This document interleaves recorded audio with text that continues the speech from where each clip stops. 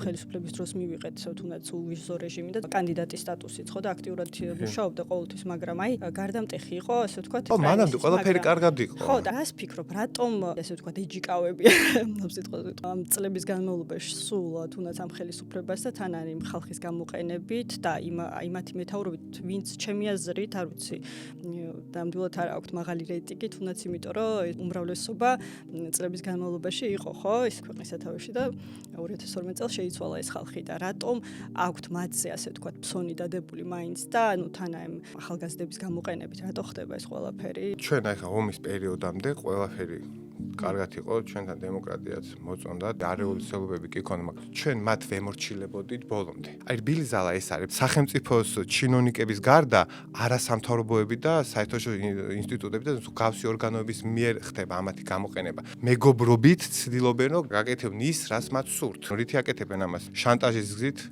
მოსყიდვის გზით, მოხიბლის გზით ასევე ცდილობენ, რომ მოგინდეს ის, რაც მათ სურს. შევარდნადი და მოყოლებული. ჩვენ ამაში გვამყოფებენ, რაც მათ სურს, მაგას გვაკეთებენ, იმიტომ რომ აქ ხონდეთ კონტროლი, ეს როგორია, საქართველოს ხო არის, ეს საქართველოს პატარა ქვეყანაა, მაგრამ გეოგრაფიულად, გეოპოლიტიკურად უმნიშვნელოვანეს ადგილას ვართ.